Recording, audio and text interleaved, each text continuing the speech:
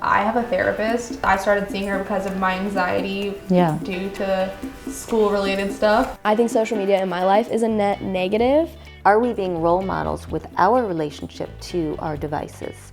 I mean, if you look around you, everywhere, everybody's looking down on their phones. Nobody is looking up anymore. I really wish I could tell them that it gets better when you're older, but I couldn't.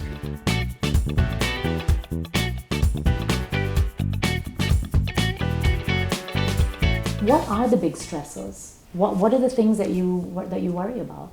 I'm very excited to go to college next year. I think it'll be good for me to be on the East Coast and to a little bit of distance. Is that what you mean? To branch out and be independent because for the past 18 years of my life, I've been so reliant on my parents. Because you know it's cold there, right? It's very cold there. It's very cold there. Every few nights, I'll just think about it, thinking like, oh wow, it's going to be very weird in 6 months to be sleeping in a bed that isn't a floor beneath my parents' room. I think just thinking about that independence, while it will be beneficial, is also pretty daunting. Do you share that thought with your mom or with your parents? Totally. I've talked to her about it many times, and she's also scared about it. Of course. I can barely drop my kid off to like camp. So I can imagine how hard that is. You guys are much more socially conscious than we've ever been. So how does that impact your experience as a teenager? People look to you for the right answer all the time. People look to you to correct someone else when they don't want to say it. But then it just comes to the kind of point where like people forget you're still a teenager. Like I'm still in high school trying to enjoy myself. I think that there's constantly this competition to see who's going to be the most woke, and especially somebody who's just doing it on the surface. Like somebody who will just post a picture on Instagram or on their story and do nothing else. At the right kind of, I went to the Women's March. Exactly. What struck me was when they said there's, it's too much pressure. There's too much pressure to be woke all the time. There's too much pressure to know the right things, to know the right terms. I don't know the right terms. They're changing on us all the time. Yes. I definitely see kids much more socially aware than ever before, certainly than I ever was as a kid. I think overall it's a good thing. And at the same time, they are kids still. And their brains are still growing, and they are still learning, and we have to cut them slack sometimes. The judgment piece is a problem because if we're judging kids and it's squashing open conversation, oh, well, we don't want to listen to you because you're not woke. I just think that's a problem. Like we need and this is true with adults too, we need to have healthy, open discourse. Find out how other people think and feel.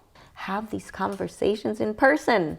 Because so much of the non-PC stuff often happens, online. And so you're not seeing the person you're talking to. Would you say that to somebody if you were looking at their face?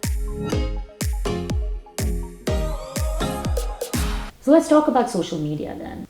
What is your experience with it? Are you guys, do you find that it's helpful to you? Do you find that it's distracting? How does it work? On Snapchat, there's this thing called a streak where if you're like talking to someone for like 3 days in a row or more, then it like starts adding up the numbers you've been talking, and like everyone gets really obsessed, and like people will like Snapchat you just with the purpose of like starting a streak, like not because you want to talk to them, and like.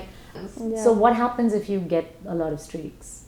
Nothing. You feel cool. That's really all it is. Yeah, because no one else knows how many you have, so it's really just like you feel cool. I've kind of gotten to the point where I just like don't really care, and like I use it less than I used to. I'm definitely one of those people who will fall into those rabbit holes very often.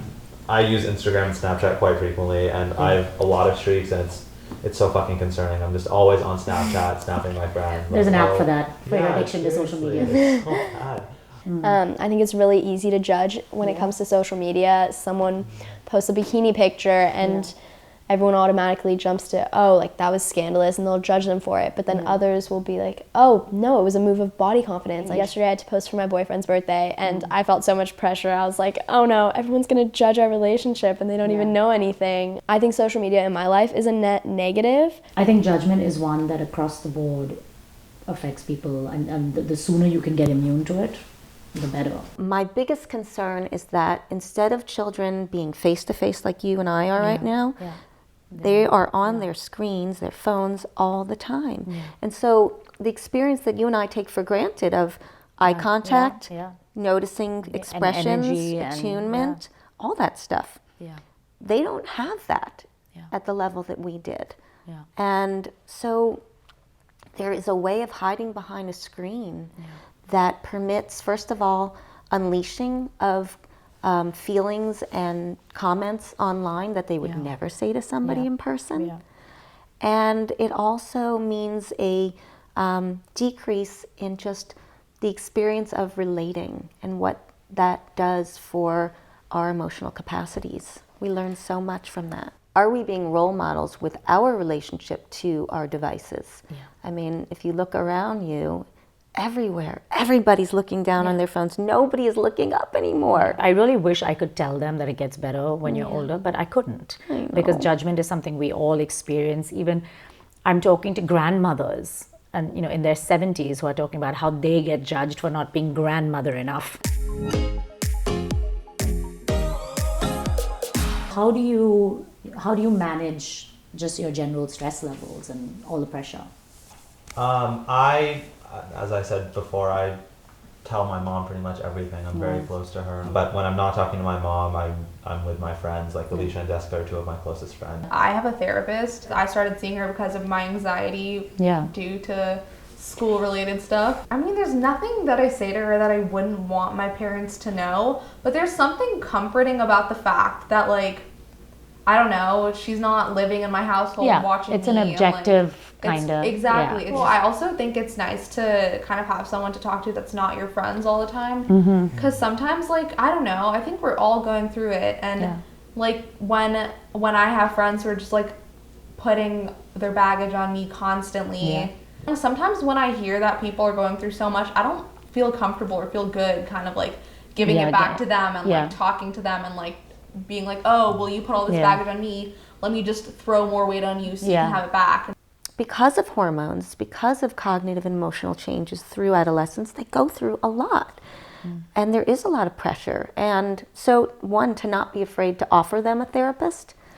I think kids do so well. Even don't wait for a crisis. If they're saying, I'm feeling really stressed out, and it's not a rejection of your relationship with them, that they might want to talk with somebody. It's an extension.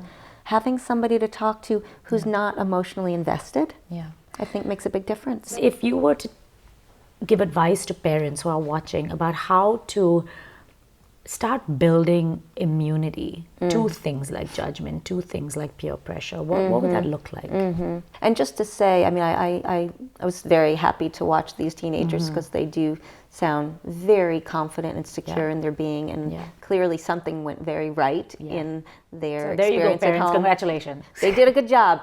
I think peer pressure is much more subtle. So it's not like, hey, why aren't you doing this?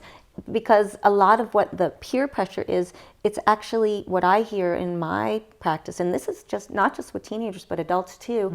They see on somebody's Facebook page that everybody was at this party and they weren't. Or everybody's doing this and I'm not. So that's where I see more sort of peer pressure. It's more inclusion, exclusion. And what do I need to do to feel included? I feel like the most important thing is stay connected to your kids. Fancy say cheese for the 300 subscribers of KaamnaLive. Thank you very much. This is Kaamna from KaamnaLive, and this is your destination for BS-free conversations about all the things you care about. If you liked what you saw, give us a thumbs up, and don't forget to subscribe to the channel, potter around and see what else we have here, and of course, tell your friends. Cheers.